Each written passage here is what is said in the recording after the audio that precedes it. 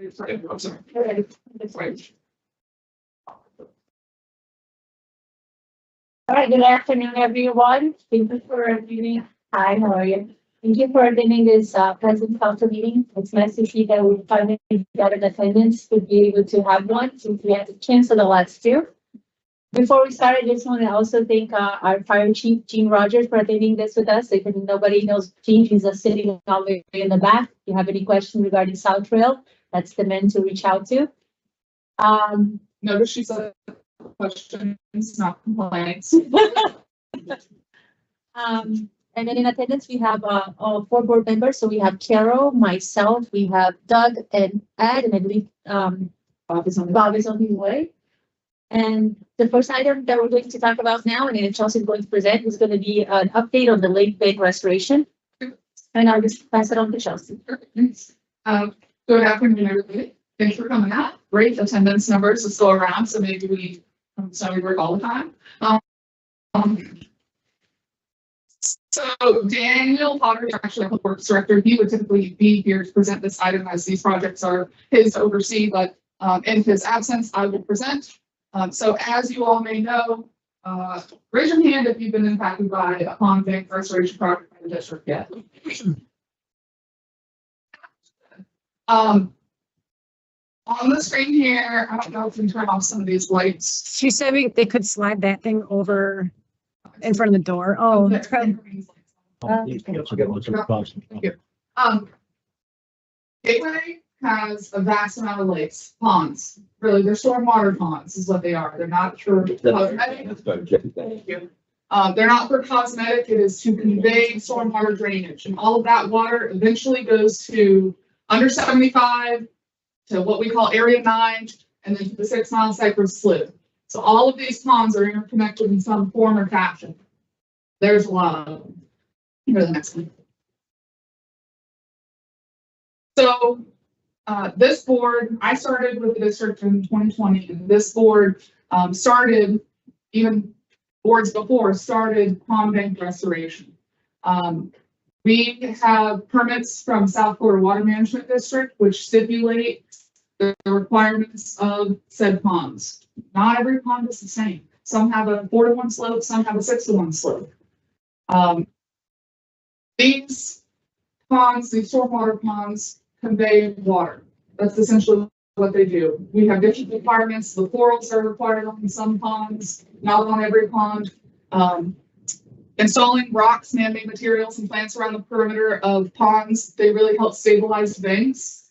You'll see most of our, pretty much every pond bank restoration that we're doing has rocks. So it's a big component of how we're proceeding. Now, I won't dive into the Pelican way, because Pelican has historically done their restoration a little bit differently, but all of these things are conversations that this board is having right now. So going to the next slide. Back in I think it was 2022, this document is on our website. So what this board did was we went to our engineer, Tetra Tech, our district engineer, and said, go evaluate every pond that we have in the district. Put a priority list together, and from worst to best, and let's start tackling it. And so understanding each dry season is only what, 3-4 months, maybe on a good year. How many linear feet of pond bank restoration could we do during that time frame? So that's why you see them broken out into the different fiscal years. It's categorized. So this board prioritized residential first, and then we did like road repairs, commercial, golf course. That's how we prioritize the linear footage. As you can see, all of the ponds the lines that are highlighted in green are complete. We've got a lot of them underway, like 14, I think. So you'll see some that are in FY 2023 that are still white.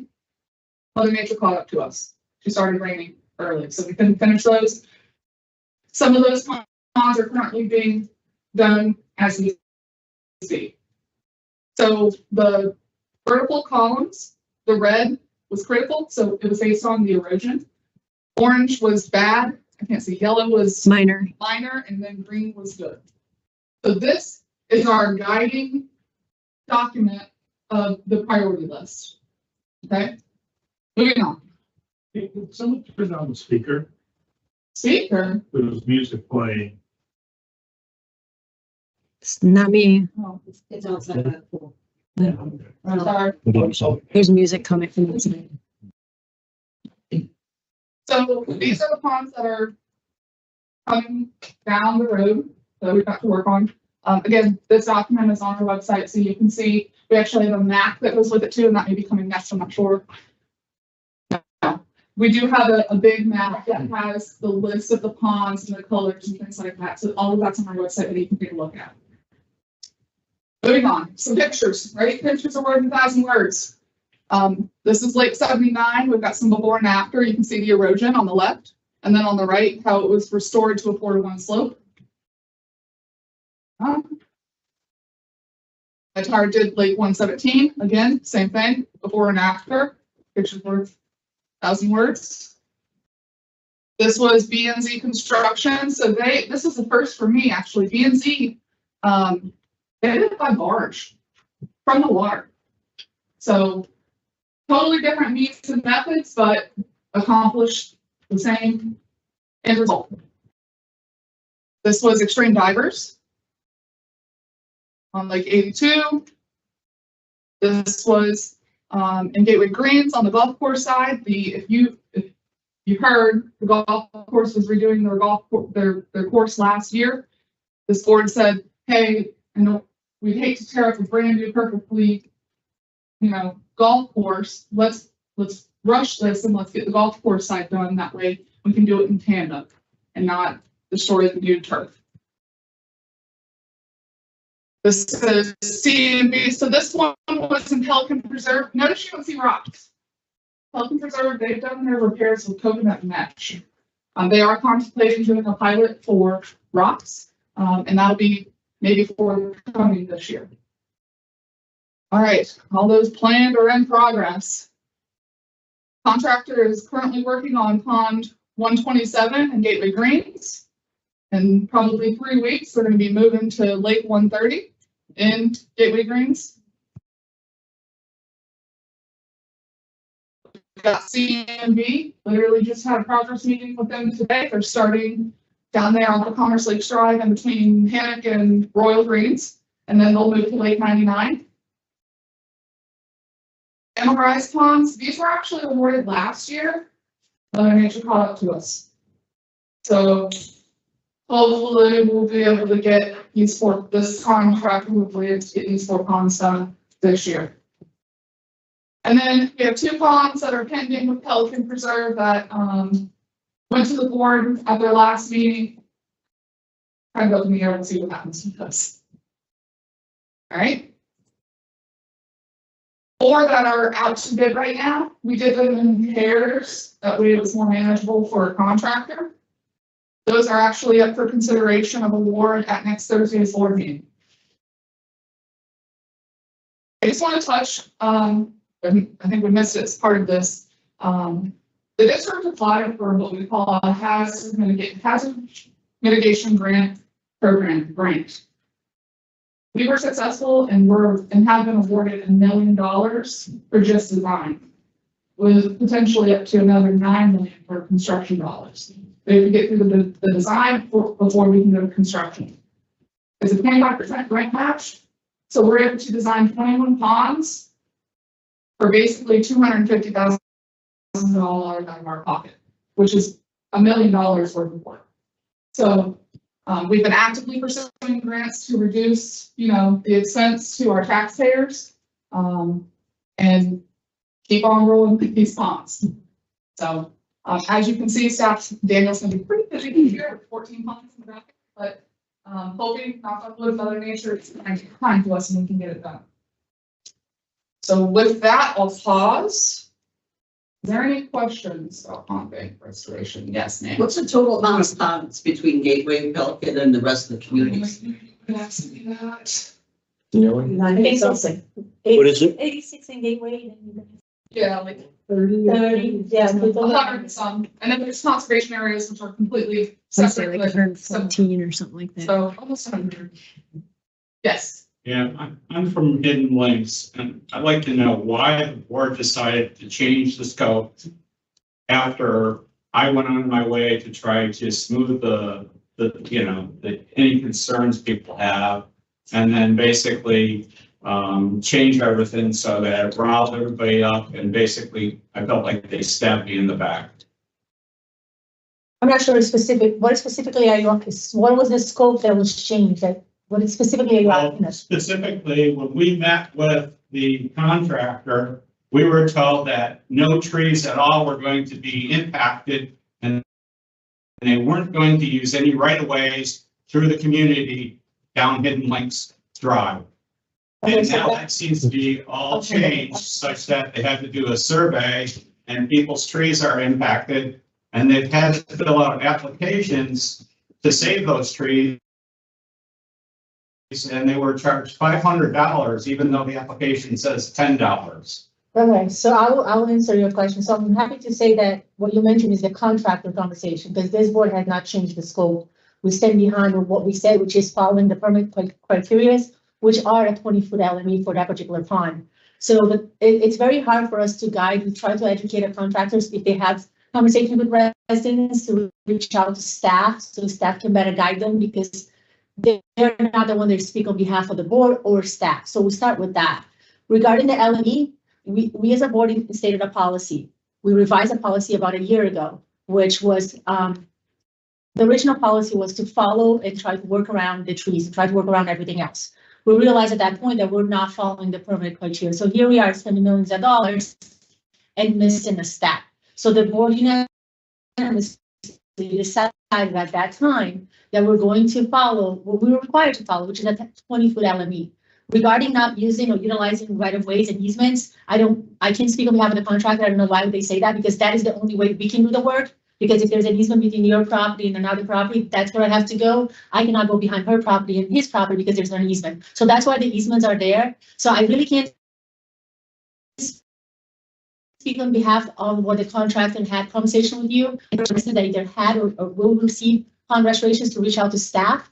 And that's who's going to guide you and give you the answer that you want. Well, I'm not sure we got the correct word from you and staff, but needless to say, my main point is that when those things happen, you're destroying the trust. I think that one of the primary purposes of this type of meeting is to get everybody on board to support you folks, essentially, in some of the projects that you're basically doing, so that we know what's coming down the pike. And when you basically undermine us like that, I think that you basically are destroying our trust. So, I mean, why should I go put my neck out to my community if you're going to change the rules later and everybody's just going to get all riled up and upset after I've told them that not to worry? Chelsea, I think I can answer part of this. On 127 and 130 that Alan's alluding to, those were designed over 3 years ago. Those were designed over 3 years ago. And at that time, Tetra Tech, because I was with them when we went around the lake, and they were identifying trees that could save, trees that you could work with. And we hadn't even talked about the clear cutting of the LME. So the problem is that we got way ahead of the construction because of weather and all other kinds of issues. But the thing is that the design and all that the people were told over there on both 27 and 30, 127 and 130, changed in a period of time, and we didn't get back to the people and say, hey, new ball game. That's the problem. Yeah, they basically sent saying we had 2 weeks over the holiday to cut them. Caught them cold. Yes. And how are you going to avoid that? Before you go to the next question, how are you going to avoid that next time? We're going to continue to follow what the board has unanimously voted on, which is following the permanent criteria, which is cutting the trees to the LME, which is 20. I think there's one lake in mind that I have that is 10, but the majority of the lakes are 20. It's So not addressing the concern on him. I think the answer is we instruct our contractor to really not have a conversation with residents. It's really not their responsibility. I know if they're out there walking around, it's easy to go and talk to them, but you need to hear directly from the board, because we're the board and staff. We're the ones that are approving, facilitating, and enforcing the designs and construction. And I'm sure the contractor was, just relaying what he thought was happening, and he was probably just trying to do a good job. But we need to restrict and make sure that we're educating our contractors to direct any questions in regards to design and execution to staff or to the board. To expand a little bit. Yes, the timing wasn't the best with the letters because contractor said, hey, we're ready to move. And some notice was better than no notice at that point. Truthfully, I made that call with sending letters. To answer your question directly, staff are working through a better process. Obviously, we're learning as we go. This is the, maybe 10th pond that we've done. The policy has changed. And so we have to change with that, and our processes have to change. So, sending out letters to you all and asking for you to relay that and disseminate that to your residents. That is the key. We just sent one out, Randy, 20 minutes ago, to Hammond Cove and to Royal Greens to let them know, hey, the contractor's mobilized. You're going to see them. They're out there. They're moving. They're shaking. Or things change or anything. Yes. Communication to the residents is paramount. Yes, absolutely. And I think this is an example of most of the time when we approve a design, that design stays intact. And we are projecting out. We have to do these designs, sometimes years before they actually get constructed. This is one example of where there was a policy residents from the that doesn't happen very often, to be quite honest. So this is another example of make sure if a policy gets changed, that we adequately communicate. And the thing with the implementation, sometimes I think the challenge is you don't want too much of a runway. You want to have kind of a just-in-time delivery, but we know with these with Mother Nature and a lot of different things, it can influence the construction time. We've had some delay 3 months, 6 months, some even a year, just based on flood, the water levels and things of that nature. So constant communication is key, and I think that as leaders in your community, as residents, you'd like to know more rather than less, and that's one of the reasons why we have this meeting. And it's so important that you, as leaders in your community, can tell us the things that you're hearing from your residents, the things that you need in order to better, effectively communicate our position and echo our sentiments. And yours is a really great example of, if we could go back, there's probably some things we could have done differently on that, for sure. Range, we can just help both sides signing up for our patrons. Yeah, so if you want to sign up to any district notifications on our website, if you go to gatewaydistrict.org, there's a tab that is labeled I want to, and there's a subcategory that's labeled district notifications. Direction to any notification from any community, whether you're a resident or an HOA or a CAM. And that's just kind of to make sure that everyone, I think initially ran into in the past was that we would send these out to the HOA presidents and the CAMs, and that's where it stopped. So in order to, address that, residents along with the communities to sign up for these notifications, or newsletters. And just one quick thing. One of the reasons why we use that policy is our ability to maintain. And there are things that we have to do. So if we're spending all this money to restore lake banks, we need to also be able to maintain them. There's some communities I know that's had issues with maintenance and timely maintenance and that type of stuff in the past. So in order to better position ourselves for the maintenance to occur, we have to make sure that we're setting a standard. And that's where adhering to the 20-foot LME is something that we adopted and are reinforced and are enforcing. We had a gentleman over here, then go ahead.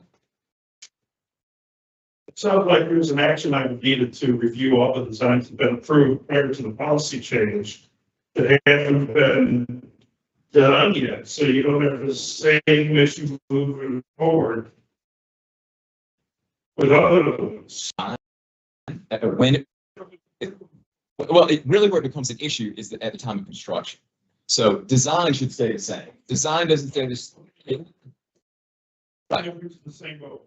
Your point is, at the time of, when we were looking at planning for construction, there is a communication plan and a lead time that gives residents adequate time to receive a letter, to make any, one, to be aware of what's happening, two, to make any changes that may occur on their property as they're impacted. So I think you're right. The action item is really for us to go back, look at our communication plan and make sure when we are doing construction, regardless of whether, when the design was complete, when we're getting to construction, there is a timeline where we need to make sure that information is getting out to the residents in a timely manner. Okay. Yeah, I'd like to say also that it's a consistency item. You basically favored some of the earlier ponds, but then they didn't have this particular issue. And now the later ones seem like they're gonna have this issue. And so when people are talking, it's like, why are they taking down my tree? Somebody else says, well, they didn't take down my tree, and it's a lot closer to that.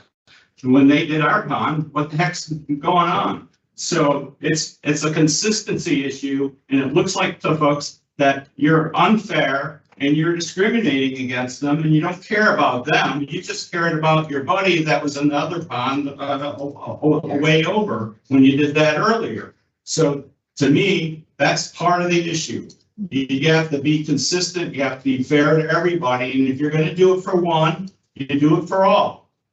Well, and I do think to that, if you don't mind, we have been reviewing requests as they've come in. So Staff is like, to that point, it's very, given that there's regarding the ponds and the banks, so not every single tree is required to be moved, even if they're on LME. So if you have a cypress tree, even if it's 3 feet away from the water line, that tree will stay because that tree is a required tree by the development order.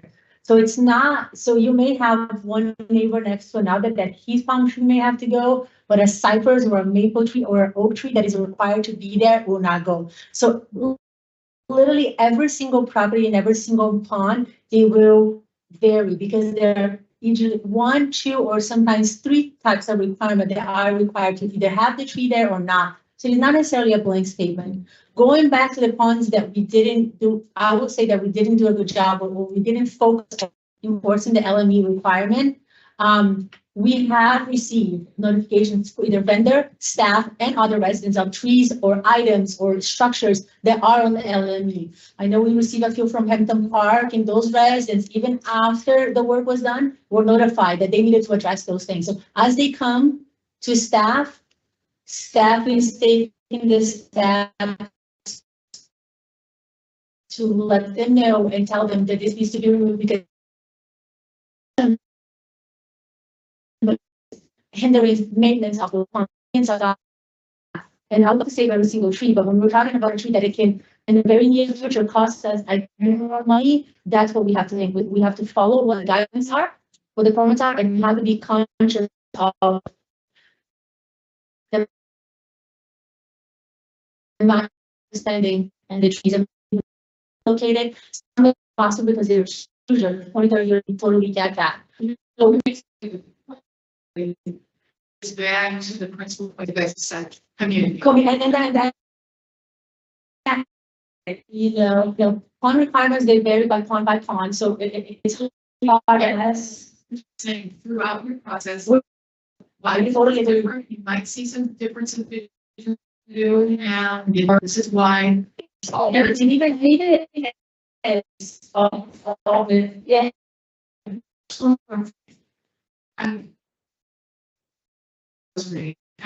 don't people tell them they do, they make it up.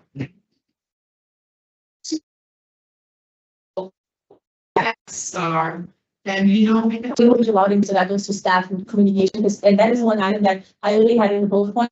So that one, it was just how communication has improved, but in that year, they will still have an opportunity. Because I will tell you, the civil rights that went out, it was 0 to none. And it's a lot, there's a lot, I will have to add for a question.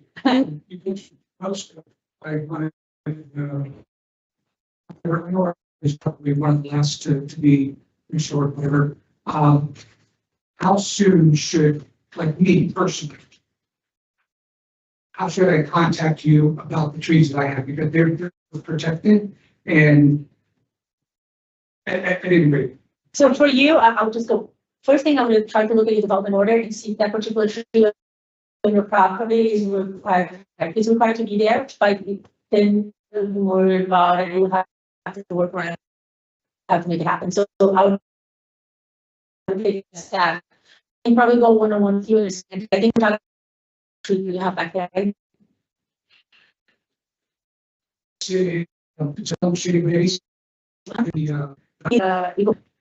Yeah, so I'm somewhat familiar with your property, so it wouldn't, yeah, it wouldn't qualify. And another thing also to know is the pond are living items. So, and one thing that Tetra has done, I think multiple times, is revisit the priority list. Because when we went and look back, 5 or 6 years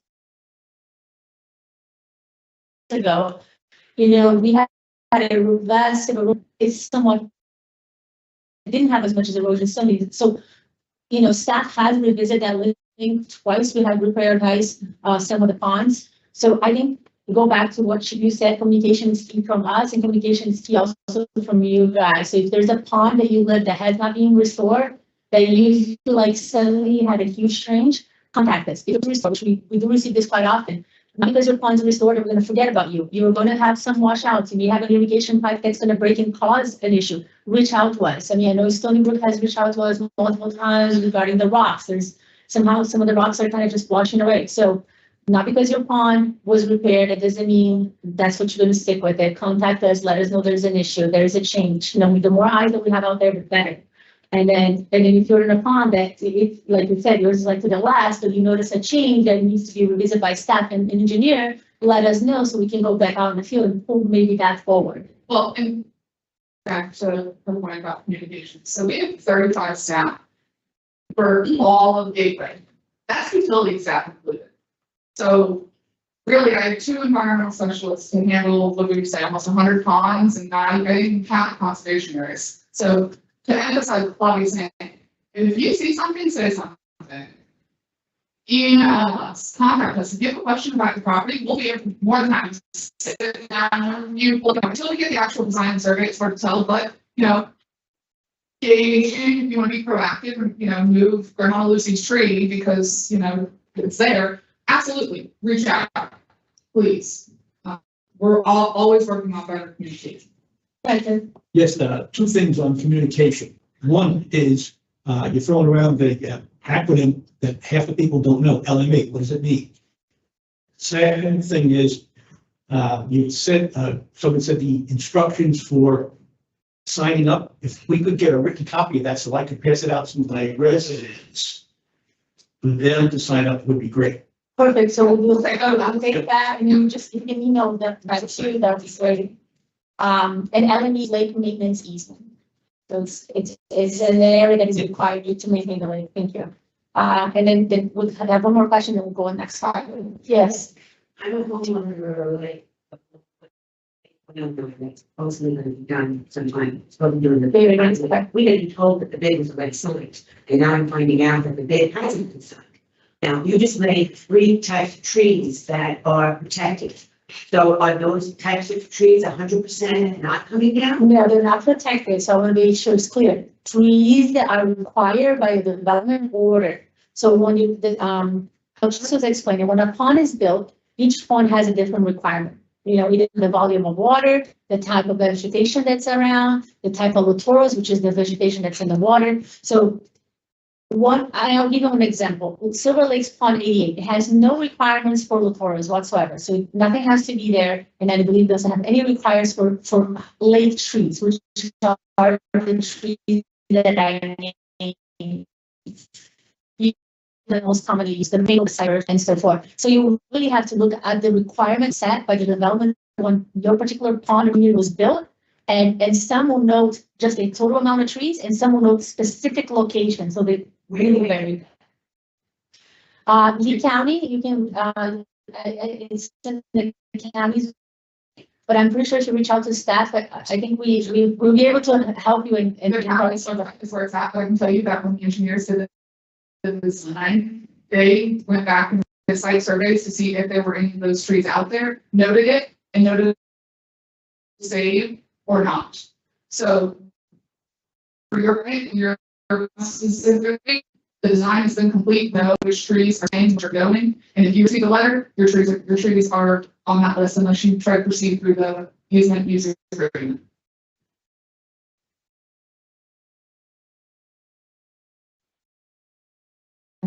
Great, appreciate that, that's very good. Using the funds or use to offset some of those? We actually had a conversation about that at the next board meeting, so thank you for giving that a big. All right, so we're all set with the bonds, providing their license. Take note of Daniel Potter's contact information. He's a public works director. Take a picture of that. Remember, like I said, he is actively monitoring these projects on site weekly. And while you're, next one, so what's it called, is these lakes and ponds serve a purpose, it's flowway.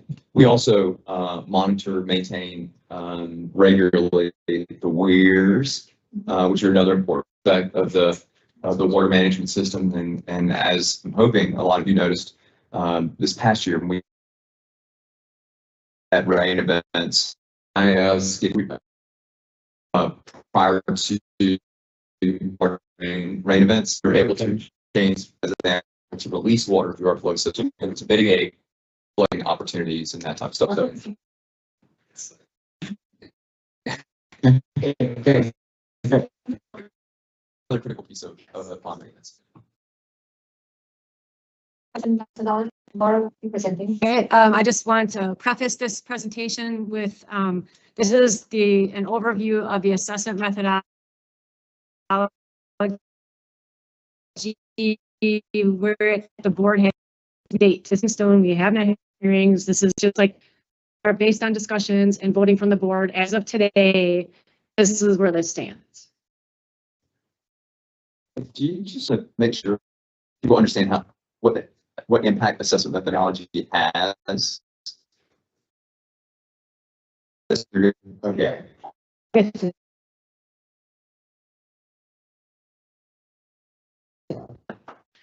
So just to give a little background, we are ready, and it gets brought up during every meeting, and we can both point there, it has to be fair, equitable, and defensible. So we can't just come up with random numbers saying like, oh, we think these should get us to pay less. We can't the rationale behind the assessment. And then also the district engineer is required by statute to provide a report to help the economist with calculations. The last time that we did an assessment methodology was in 2000. It was actually finalized at the very first board meeting that I attended when I started here. So we've been using this same methodology for the last 5 budget seasons. Each year when we look at it, we realize that it needs some help. Now that we had the Rule 6 get repealed, that just pushed us into taking another 2020. Oh, it's supposed to be 2020. Yeah, it's 2020. No, it was 2020 when I started. Yeah, so sorry, I had an error. But the current methodology needs to be reviewed. It needs to be reviewed. I have, thank you. Because with Rule 6, we need to take another look at things. It needed to be reviewed, and it's just the fact that we need to take another look at it. So it's been 5 budget seasons that we've used this methodology. So here's a little timeline of kind of how we got here. So September 19th is when we had the public hearing and repealed Chapter 6. The first discussion on the assessment methodology on the waterway management portion was brought to the board on November 7th. And then 2 weeks later, we looked at roadways. And then the board meeting after that, we did Parks and Rec. At our last board meeting on January 16th, that was our final workshop before the first draft will be presented to the board. And that first draft will be at our board meeting next week, Thursday. And then we will posting our public hearing notice. Reviewing the final methodology. Hearing as of right now is planned to happen at the meeting on March 20th. So in about a month and a half. Here, I just each of there. So this is just a map that we shared. If you, I can't read what the legend is. The orange area is on the community. And the blue is that those are the roads that are owned by Lee County. And or sorry, orange is we have Stony Brook and the large area that's Pelican Preserve. And we have a few arterial roads over in this area, including like Soccer Drive and some of those smaller roads. But you can see like Tree Line, Gate, those are all owned by Lee County.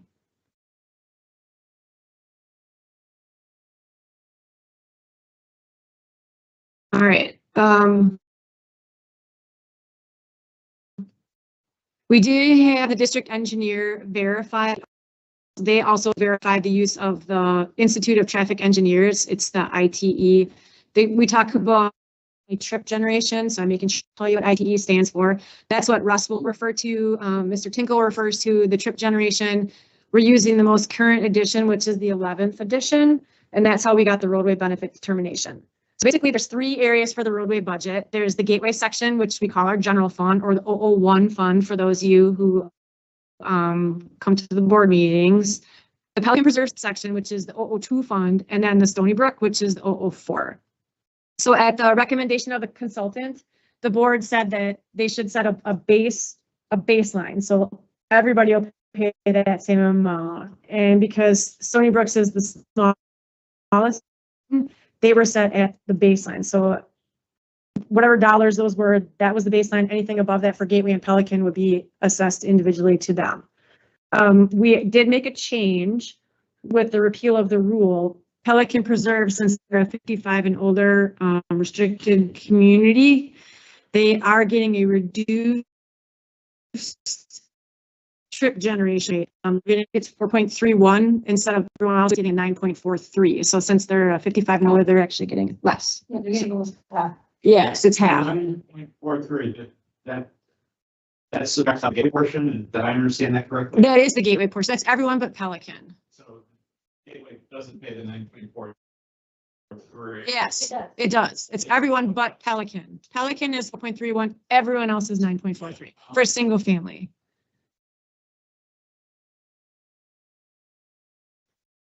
It's not totally the methodology, but when we see questions, for example, I'm in Phoenix, and I know 40% of my houses are vacant during the summer, and a lot of the condos are vacant because there's mostly Canadians there. So I know at least 40% of Canadians are vacant. Of those people working, there's probably 5 people in the community working, the rest are all retired. Of those 5, at least 2 of those 5 are over the age of 55. Okay. One of them's a pilot, and it's less, they're less than probably 4 months a year. So I guess I'm kind of wondering if the methodology is fair to communities like mine, I guess. So what we have to go by is that trip generation handbook, which is, that's the standard, and it's based on the type of property. So all residential single families get a 9.43. Multifamilies have a different trip generation. The 55, it's not based on the individual property. It's just in general. Right. It's the same stuff. It doesn't matter. It doesn't matter. It's not. It's not.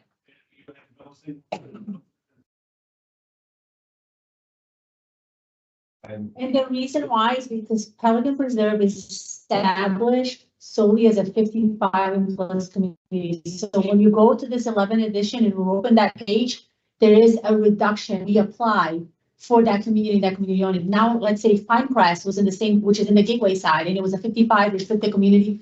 They would get the same rate. They also be paying 4.1. So while we understand it was that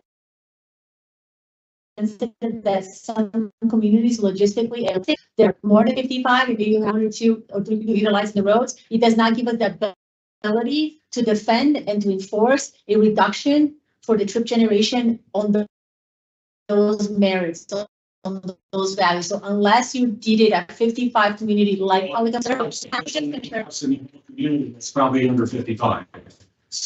we don't have that ability. 70.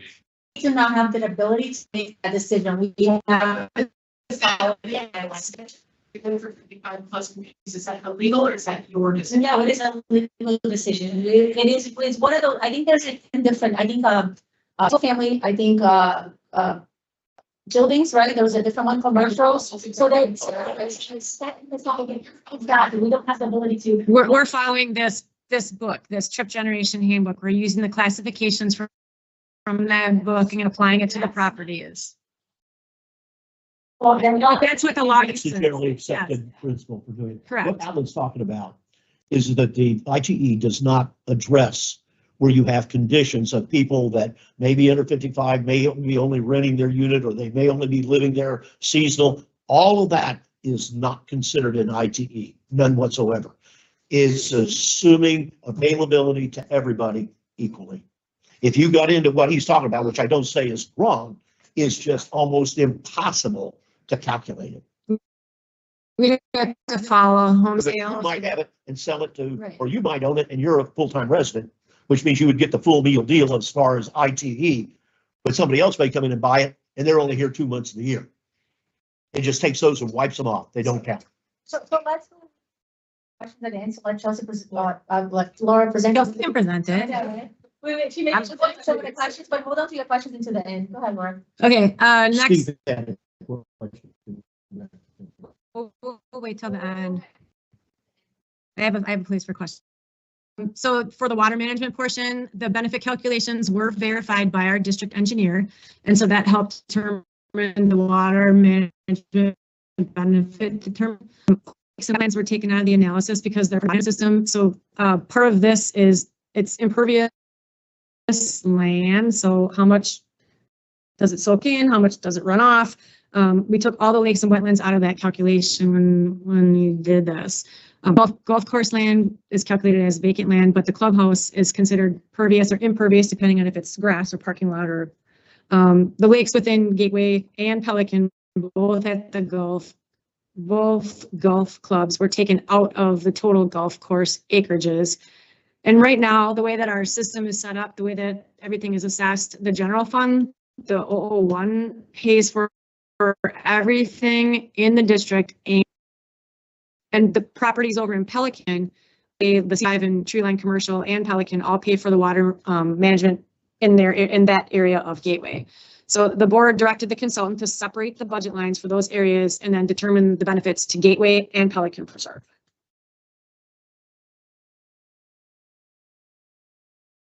Parks and Rec, every subject. Parks and Rec is all being currently handled through the general fund. We presented multiple different ways to measure the alternatives. In the end, the board voted that all residential properties in Gateway would be assigned a 1, except for Arborwood and Pelican Preserve, since they don't have direct connection to Gateway. Those will get a 0.15 benefit measurement along with the commercial properties. So if you live in non-Pelican part of Gateway and you're a resident, if you're residential, you get a 1. Everybody else gets a 0.15. We decided also that it was best to keep the Parks and Rec wages in their own silo. They're going to be combined when we do everything, but down the road, should we decide to allocate their separate Parks and Rec differently, it's just easier for us to know that this much for salaries is dedicated just to Parks and Rec, because those people only work in Parks and Rec. Administration. So we gave the board 5 options for allocating the expenses of the salaries and related expenses for the admin staff. First is status quo. Just keep it the way it is now. Don't change anything. Per FTE, based on the salary, deduct the enterprise fund or split it 1/3, 2/3. So the board selected the deduct enterprise fund allocation. So bottom line, really rough math, what that means is basically if we look at all of the salaries, all of the enterprise fund employees with all of their salaries, their benefits, everything is about 50% of the cost of all employee salaries. So that gets all paid for through your water bill. And the 400, that's all dedicated to your water bill. The remaining 50% of the salary is getting split Pelican is paying a third, the rest of Gateway is paying 2/3 of a half. And that's the way as of today that we did move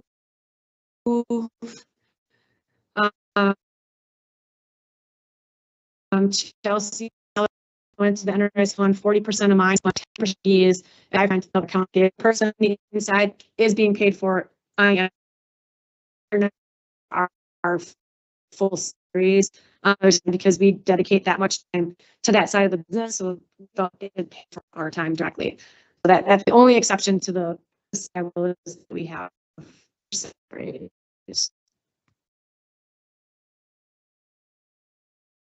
Sure. But the bottom line, easiest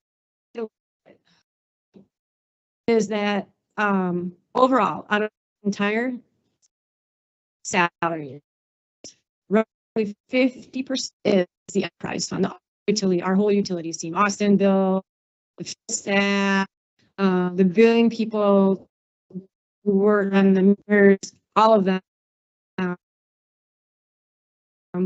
Plus Chelsea's time, my time, the enterprise fund, or the for the utility, you're paying for that. Up to 50%.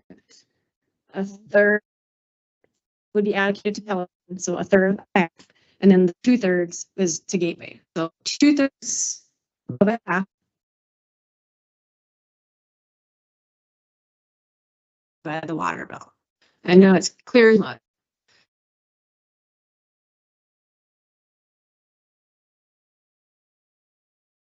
I kind of covered all this. We did have the silos, so it's there. We have administrative. It would be 59% of the utilities.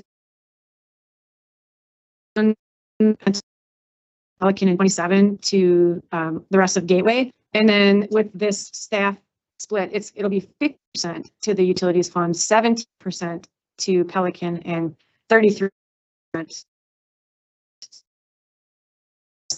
So its portion being 50%. And this is due mostly to the fact that our public works team, when I started here, was, and now we have quite a few people staff. It's caused that shift of the cost from that cost is shifted over to the admin side.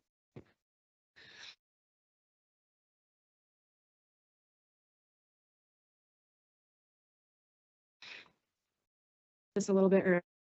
Word pack, which is supposed to be published by the end of this week. Still, be published word packet. If you can access that, herein will be published in the paper on February 13th.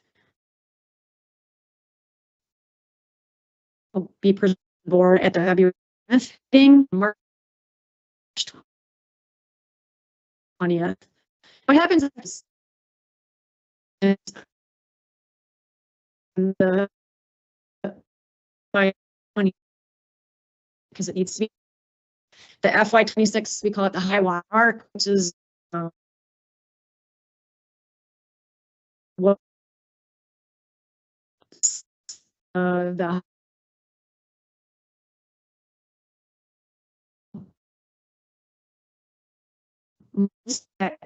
yeah. Your taxes will not, which is currently in August 24th. Questions? I'm sure. Just have a recap.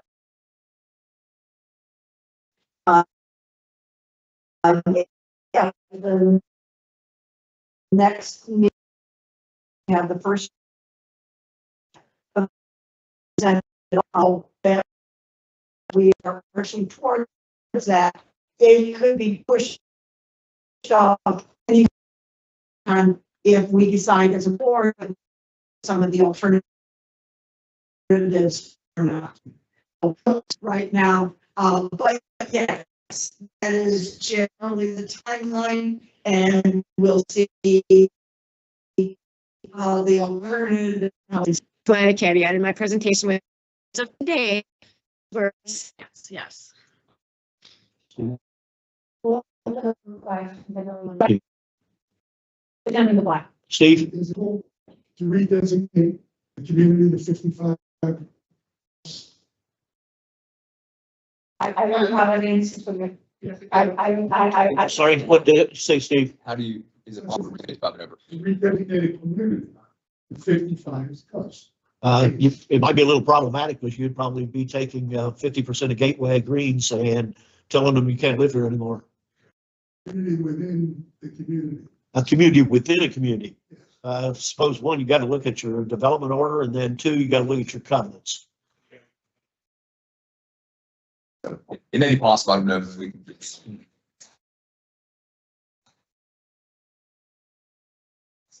Yes.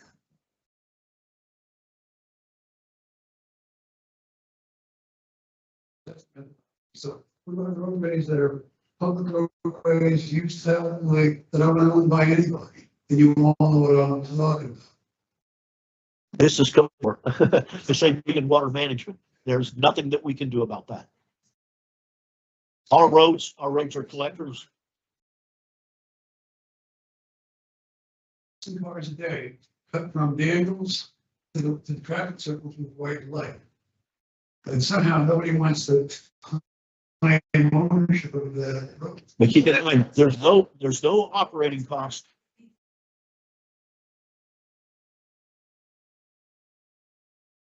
There is on the. There isn't.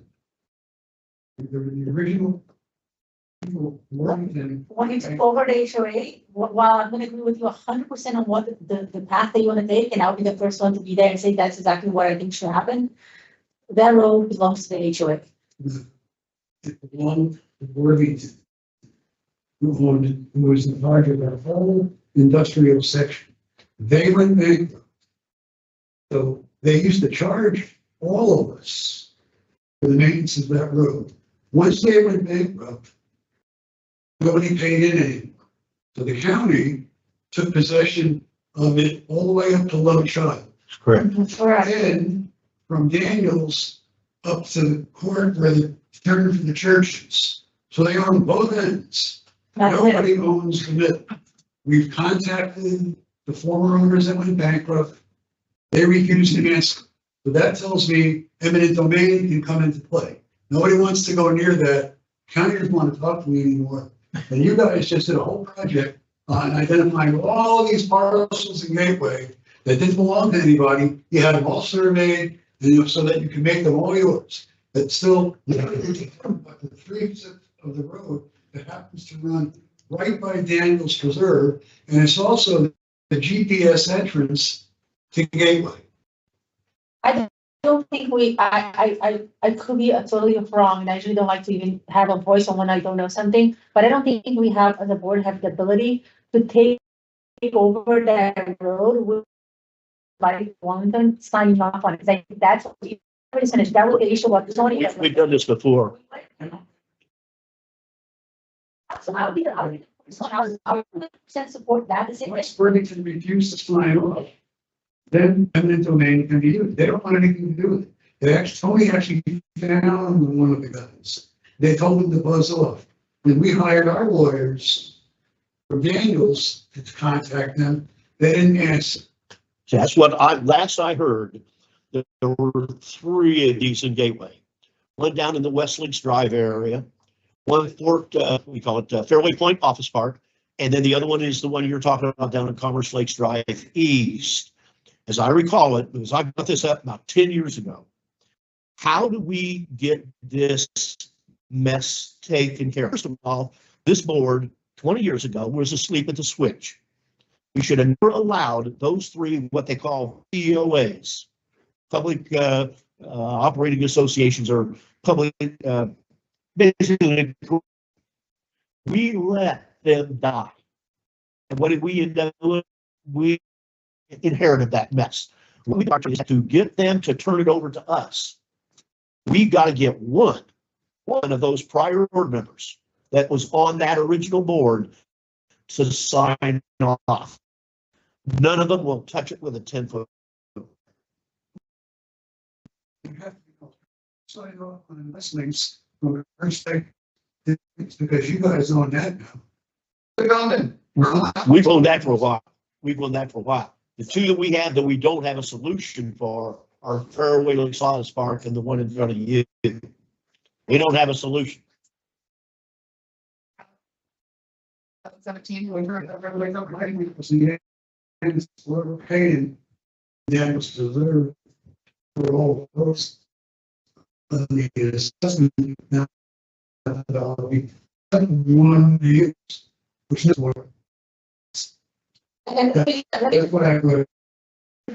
no, I don't think it's always, Always these people. but have you reached out to the 6 years. have you reached out to the county, going into the meeting and speaking over there beside the email from them? The commissioners are so, I emailed with the commissioner and I got my gibberish. So, yeah, maybe one of these days. And I'll make it available and I will go with you and I'll fully support you on that. Any other questions regarding roadways? Oh, I'm sorry, apologies. It makes real sense for me to run that step, nobody traveled. And nobody will even talk about it. And to claim that we need a signature, people that maybe. get it. Without. We did, Can't do anything. but we did talk about that because the person, because there are someone that's a lot. Part of that board, and we have to follow the procedure to agree that we, another avenue, like as I said, I was fully supported. The gentleman like that is. What data usage did you use with a 0.15 benefit factor for Pelican and Arbor when the parks are around? When they don't have access to the facilities? It's not based on access, it's based on benefit to the people. So you can, just like, I guess same with me, I live in Lee County, I pay for parks that are nowhere even remotely close to where I live, but I still pay for them, which is why you get a 1.5 versus a 1. We're not CDD, you are. I think what he's saying is he cannot use it as, so I think it's a twofold question. As of now, he cannot use it unless he pays the fee. Because we were operating under a different methodology. So if we go to the different assessment methodology, then you're gonna get 1.5. Right now, you don't pay for it and you don't use it. So right now, you 100% don't pay for it and you don't use it. But there is that benefit regardless if you choose to use it or utilize the facility. What they has done is, in addition with economists, was coming with the middle a percentage of what we think was reasonable and fair. The decision has not been made final. It was made final in one of those meetings. I think the first draft was February 6th. We could change at that meeting, but it was a reduction that it was unanimously voted by the board. Pelicans and Gateway board we're using and united on this. It was a reduction that we thought it was fair. It's not set in stone. It could change in the following meetings, but that's what we did. Right now, you don't pay for it, that's why you use it. You have the ability to use it. If you want to use the pool, there's a special fee, you can go there and pay for it because you don't pay an assessment. The Gateway residents do.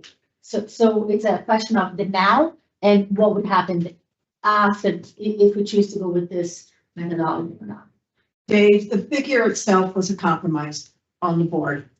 I understand. And so I assume all the facilities are ADA compliant up to include all aspects of physical limitations for access by senior citizens? We follow all the requirements set by any government.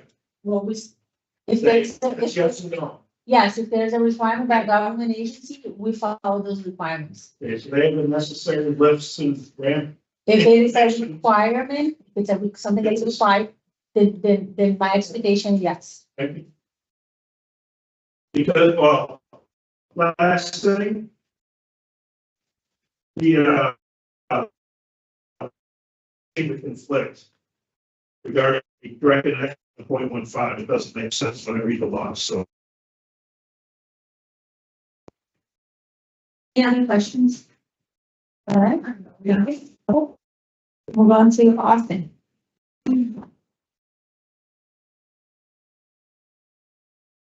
Base plan. Austin Manoli, Assistant Utilities Manager, and I'm here to give an update on where we're at regarding our meter replacement project. Real quick, Bill, raise your hand. Oh, Bill. Bill Shaw is our utilities manager in the back. A little under the weather, so we shunned him to the back of the room. Just let me know when you need me to advance. So this whole project's being done because our existing meter system is approaching its useful lifespan. And it's being conducted in 2 stages. First stage is going to be replacement, where we're going to go through and replace all of our existing meter boxes. You can see at that top picture is kind of these are examples of what the existing meter boxes look like. Typically, they're cast iron lids, and there's real thin wall PVC. A lot of them are in pretty bad shape due to landscaping. Trees is a really good example.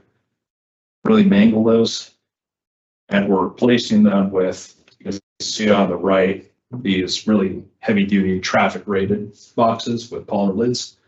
They're more compatible with a lot of like the radio communication technologies used these days, and they're traffic rated, so if a lawnmower hits it, it won't destroy it, and they're less susceptible, I should say, to deformation due to plants growing. And then there's the second phase is going to be the meter replacement phase. We're going to go through and replace all the existing meters and all the AMI infrastructure with a new system that will be selected after we'll be doing a pilot phase study that'll probably be starting sometime in mid-April, I believe. Next slide. And that's just a picture of what the new boxes we've selected look like. Why are there 2 colors, Austin? One's for reclaimed water meters. What's color? Purple. It was Pantone purple. It's very specific. That basically just follows from, there's a rule in the Florida Administrative Code that requires meters installed exclusively meters that are connected to a reclaimed water system to be colored purple, because that's just the color that's set in the rule. And to date, I get you go back. I'm sure Stony Brook's ARC will want approval on that. They don't get a say, sorry. For most of the residential installations, because there's a potable water meter and a reclaimed water meter, one box is just going to be the wider black one in the bottom picture. This one. That can fit 2 meters in it. And we installed whole, decision relays as part of the project. And also the ones on the picture. Those are predominantly installed in Devonshire Lakes, but those are just for like single, meter assemblies. Next slide. So our project to date, as of September 2024, the pilot box replacement has been completed. And that basically just involved, replacing 195 boxes in total in various communities throughout Gateway.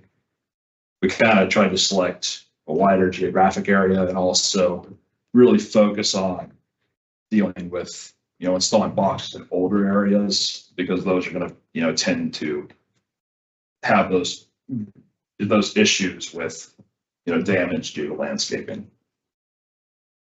And we've also ordered the materials. And to date, all the brass that we need, these boxes, it's not just a box, it's all the mounting hardware for the meter itself. That stuff has all been delivered, and we've ordered the boxes.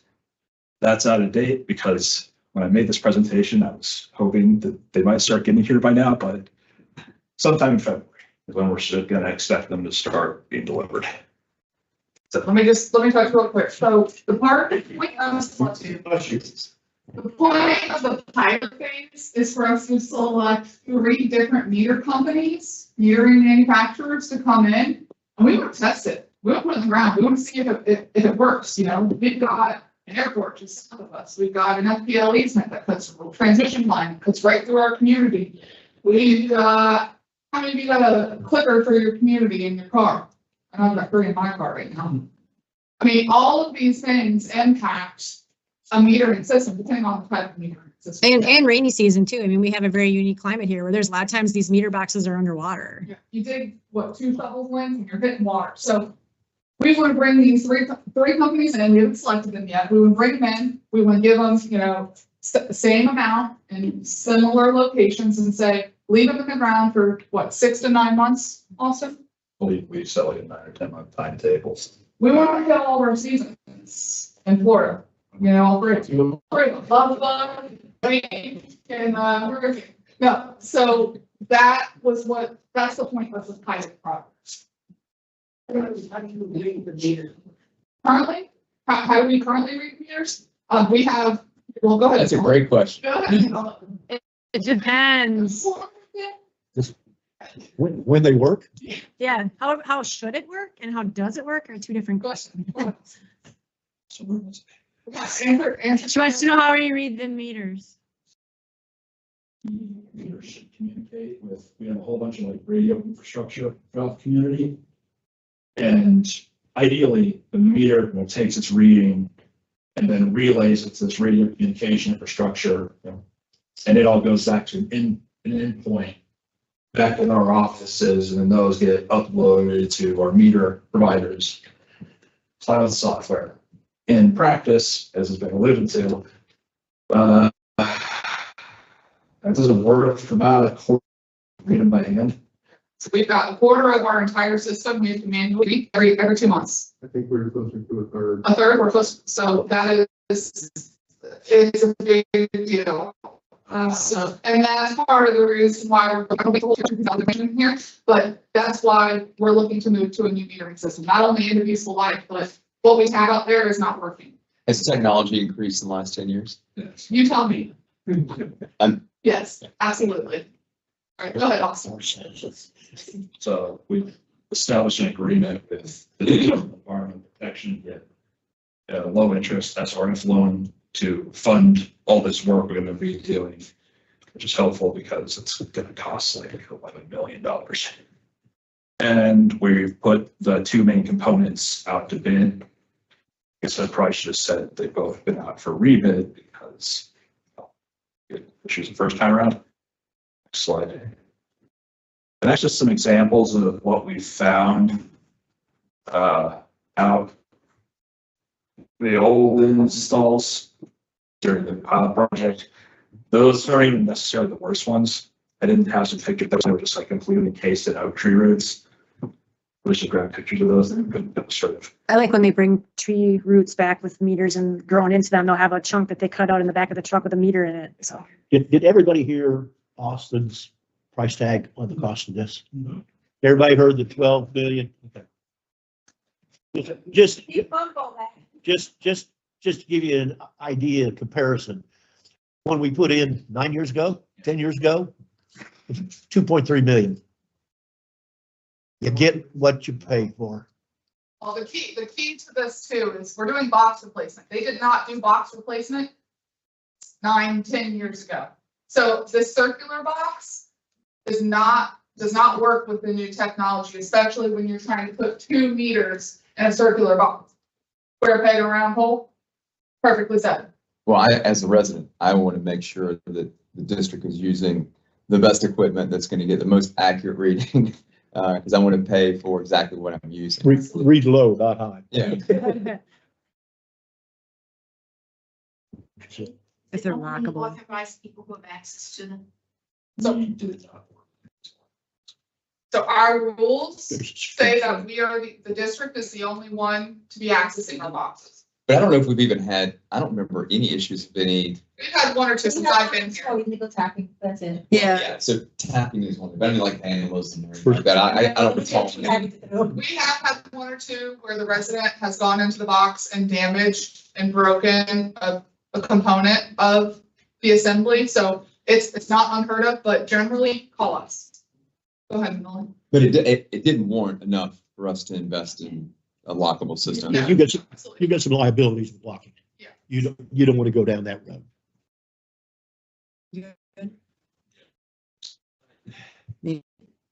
So as far as what we're hoping to accomplish in the future. We're hoping to get contracts for both of those awarded. They should be coming up for the March 6th, 2025 board meeting. And then completing the actual work itself. So the meter and AMI replacement, the pilot will start in the middle of April 2025. Full deployment. I have a narrow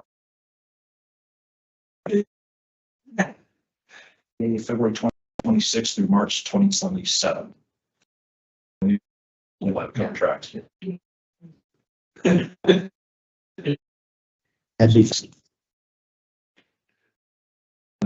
Bosch replacement, we're hoping to start that in March this year, and that should run for 18 months.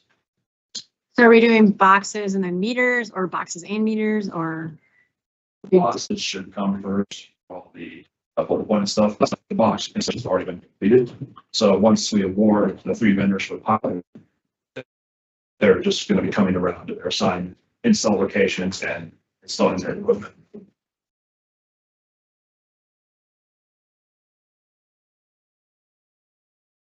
Now, as far as what we're hoping to get, so the top 2 bullet points are our current meter system. So we use mechanical meters, specifically multi-jet meters for all the 3/4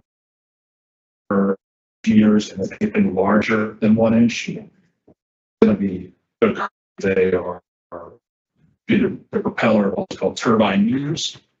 And the actual network itself is built off of, it's an unlicensed fixed radio network. The 900 megahertz unlicensed frequency on the FCC system for radio communications. So there's some issues with that. License who has technology that doesn't work in the FCC license, but also on that band, so you're competing with that, and also have those so you don't communicate as reliable. Basically. What we're hoping to get is a system with ultrasonic meter. I've got some slides later that kind of show. Okay. Cellular AMI. So that's going to be a pretty significant. For us, once our current system is configured, we have this fixed radio network. We're responsible for that. We have staff. Anytime a network issue pops up, they have to go out, diagnose the issue, and have parts of it. With a cellular system, that communication is being done through fixed network, done directly with all the cellular towers in the area. So we have to maintain, instead our vendor, they're going to be the one responsible for ensuring that we're, receiving the level of service we're contractually entitled to.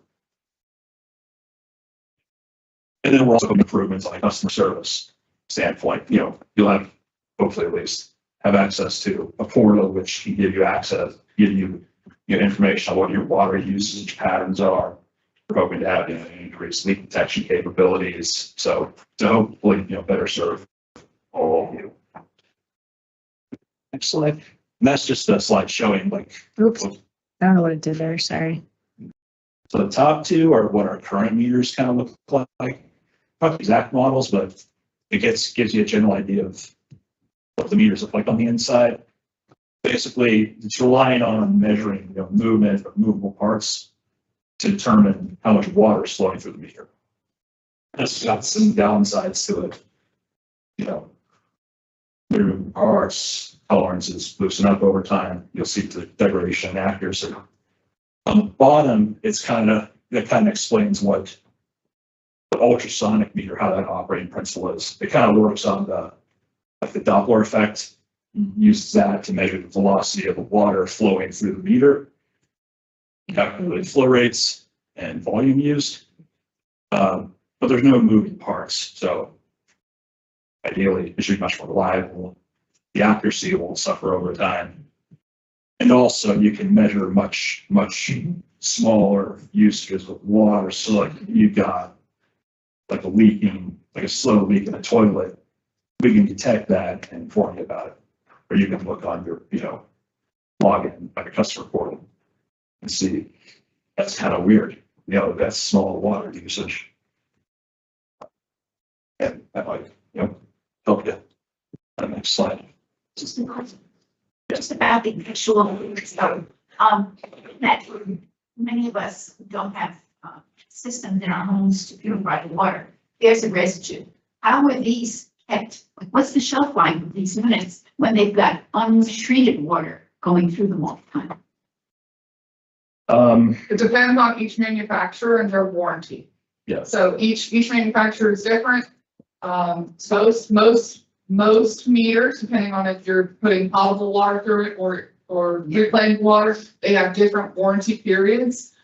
Most are what, 15 to 20, Ed? Well, it's a solids issue. That's what meters are worried about. And we really don't have that because our water is obviously treated and our irrigation water is treated. And almost all the solids are, for all practical purposes gone. They're not into our system. So we should be It really looking at a doesn't 15, 20-year life cycle. Short use the water. Yeah, no, that's not the case. I kind of brushed over some of this information previously, but you know, just to reiterate, the cellular AMI system is supplied on network as a service, so they're responsible for providing and maintaining that network for us. And then the ultrasonic meters, no moving parts, which means they maintain their accuracy much better. They're more accurate because they measure much lower than mechanical meters do, and also, improve leak detection capabilities. And that concludes the Irrigation water. meter replacement portion of it. But also as a public service, Lee County last year passed their one. This is Lee County, so it wasn't us. We have to follow it though. Lee County passed a 1 day a week watering restriction that goes into effect on February 1st. That's still being enforced this year also. Yeah, Bill prints some copies off. It's on the back of everybody's bill. In fact, the part you tear off your bill to send in is the part that tells you what the rules are for your communities here in Gateway.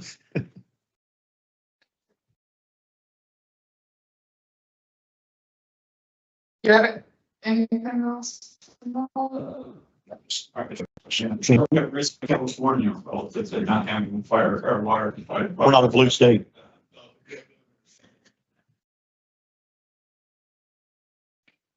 We're in law or restrictions, so there must be some issue. That question, I mean, That's a to count. be able, it's a county question, so while we're all joking around, it's a county question, so if they do put in a restriction for us, that we will abide by.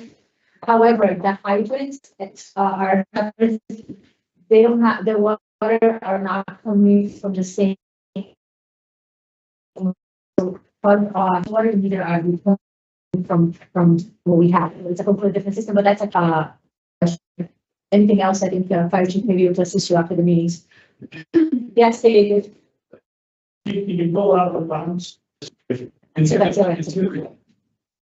If I might, to the reserve already.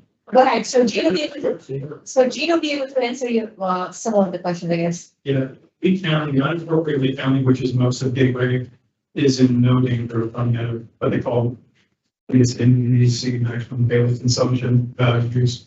There is plenty of reserve in the Lee County system. For the city of Fort Myers, that's all together another story, and I know it's in Gateway does operate the city system. For the unincorporated parts of Lee County, there is no concern with any water issues similar to what we're seeing through. So Pelham Preserve will have to reach out to the city of Fort Myers. That's the same about that. Okay. The questions for. I'm trying to have a question. So, read and you weren't, was it the initial pilot? You got a question about here, can't hear.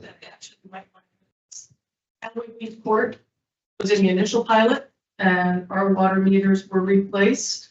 If you're looking for feedback, nobody's contacted me. But I will comment, they did a fabulous job. The guys that did the work were out there in all kinds of weather. They did very good work from what we can tell. Nobody has had any complaints that I'm aware of. They came through and replaced the sod where they had to tear up and did a very nice job with that. And basically it was just, unless they ran into a problem with a lot of roots and things like that, the work was done in a half a day or less. And ours, we had to move our mailbox before they came. We took an oak tree. I mean, everything that could possibly go into a yard was right around those. That's not just hip to you. Just to be clear, your box is the only thing that has been replaced. We have not put in any new meters Yeah. anywhere. I know. So we're gonna want your feedback once these new meters go. No, I understand that, but I'm just telling you that so far, the work, I don't know who did it, but they And it's funny because Paul and I were thinking the same thing. She actually sent, I think Chelsea, a text. Right now I'm saying, we would love to be able to, either in the future or immediately be able to capture your testimonial. So we can put out, and I do appreciate you taking time to say, Hey, Bob. talk about your experience, especially that, because it was positive. So most people won't have a problem sticking up with negative experience, but We're at thank the you. meeting, so we're kind of wrapping up. Thank you. Thank you very much. What are the questions for? No, I'll start at 4. Good. I put that in my text. No, I put that in my text message. Meeting is it's from 4 to 6. Nope. It was from 4 to 6. It's been that our meetings are always from 4 to 6. I put that in my text this morning too, that it was at 4. I wonder why you weren't here. Well. Yeah, I wouldn't come. We're almost done. Everybody but you. Everybody. So the next meters that will be done, you don't have to wait on that bid Hmm, for the boxes, Okay. correct? Or Mhm. you can go on. Sorry, you're talking about the pilot phase Yeah. installations? Yeah, those will all be done before, just for the boxes that were completed as part of the pilot study, those will all be done after we select the 3 vendors in the pilot. Conference, right? Yeah.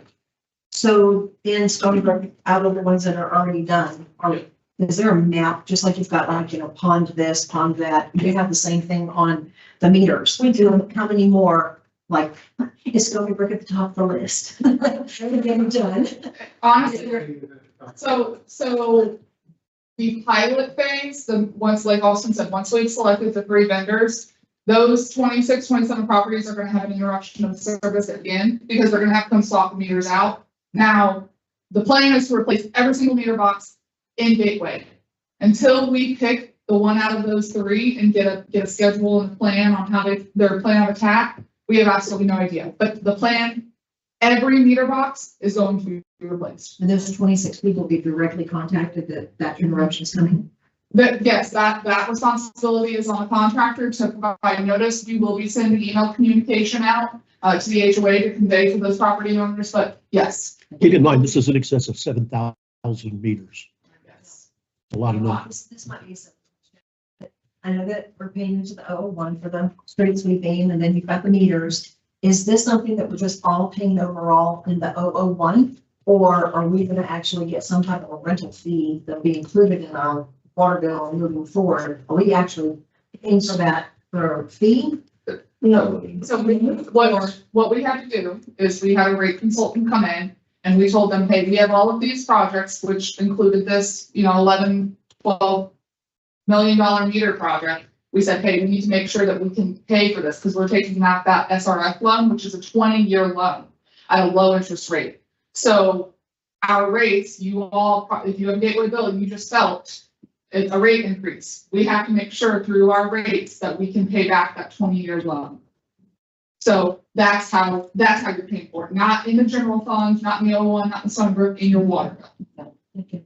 We keep any expenses that are related to running the water portion of our business are all paid through your water bill. And this is part of utility best practices that we've been trying to adopt over the last couple of years, where we have these different assessment as it pertains to utilities, because that's the best practice. That's how large utilities handle funding for improvement, capital and maintenance for future projects.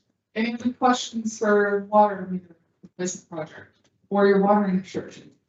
call your landscaper, get back in 1 week, 1 day, one day. If you have any questions about the water restriction ordinance, you can contact our office. The county is the one who enforces it. They're the ones who, if they catch you irrigating more than 1 day a week, they're the ones who write you a citation. I just know you do have exemptions. So if you have new sod, you have 30 days. So there are exemptions within the restrictions. All right, no other questions for water meter? If I could just do one more thing before we go to open discussion.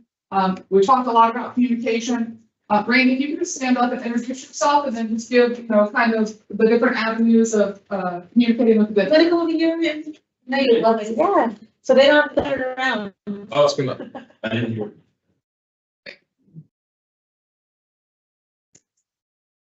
All right, everyone, my name is Randy and I'm the public information officer. So I'd love the feedback that you guys gave to me today. I'll take that back and discuss that with Chelsea and see how we can implement some of those, the feedback that you guys gave. I just wanted to remind everyone that whether or not you're a utility customer, you can sign up to our code red alerts. So if everyone could take out their phone and text 99411, and then the text is GSCDD, you sign up for all those alerts that you get from us. As we stated at the top, you could direct yourself to the website and go on the I Want To tab and then subscribe to district notifications. Something that's easier for me, it's just gatewaydistrict.org/subscribe. It takes you to the same place. You could sign up for district notifications, whether it's in your community you want to sign up or you want to know what's going on in the next community, next like HOA. You could sign up for that, the newsletter as well. You also get a newsletter link in your utility bill online. I've seen that grow through the time that I've been here. So a lot of you know about the water restriction. That's the page that got a lot of hits. So thank you for that. And I encourage everyone to please disseminate that information to your residents in your community. And if you have any other questions or if you'd like me to present on any of these topics that were discussed, either me or someone in our staff, we can accommodate that at any HOA meeting as well. So your text thing is on this page, this. Correct. Just the number. On that note. Is it down here? It's down here. Structure. Where's it? Down here, yes. And the code red. There's something to that. And just one last thing, you can also sign up for the agenda delivery. So all these presentations that you saw here today were available a week ago. And you could get that delivered straight to your email. Right, And that's right there at our homepage. right here. Also subscribe to our YouTube. And I'll say, as the people in this room are leaders and representatives of their community, Randy does an excellent job of communicating through our social media platforms. I'm sure you've probably seen his Facebook post.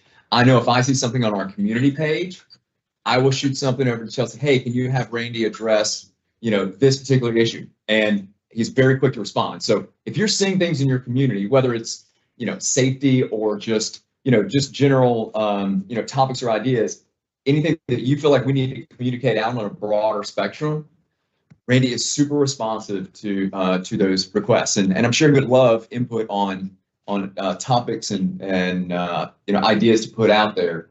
We probably have a ton, but so he's very responsive. So you can be a good steward and.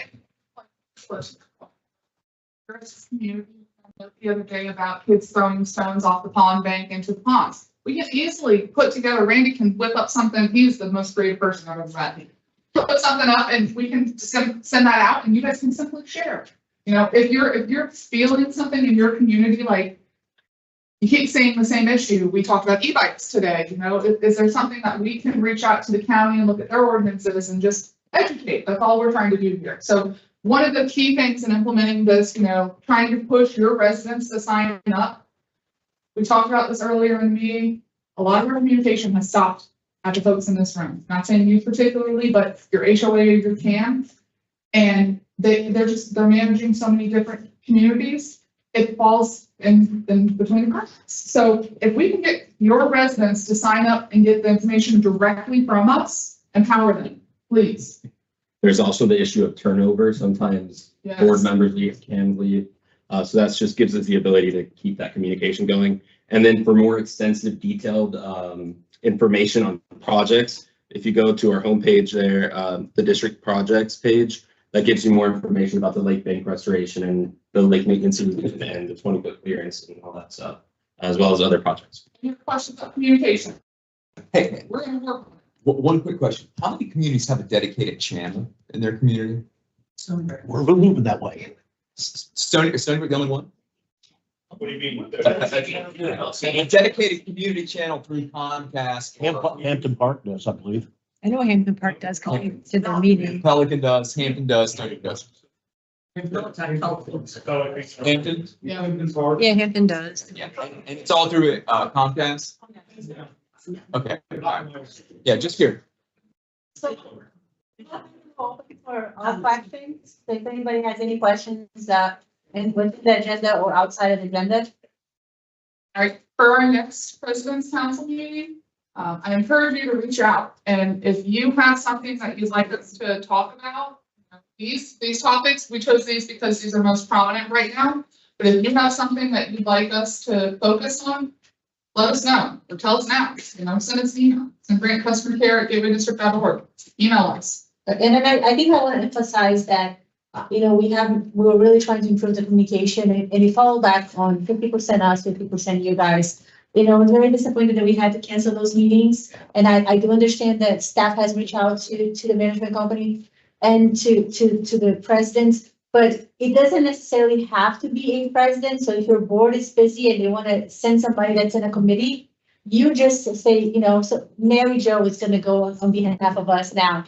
Or if you have a communications committee that you no longer want a board or a CAM, because a CAM can come and represent your community, you want to send a communications committee person to here, that is okay to do so. But what's important is that person takes that, knowledge and education that we just gave and hopefully be able to disseminate with you guys. I think that works a full circle. So it's really nice. I want to thank you everyone for coming. It's nice to see a room filled with all of us. Yes, Shakespeare. Can you even get this recorded next time too? It is recorded. It'll be up on the YouTube. It'll have the screen share with the audio that'll be on, as soon as I get done here, it'll be on the YouTube page within a half an hour. Yeah. It's actually live streaming to YouTube right now.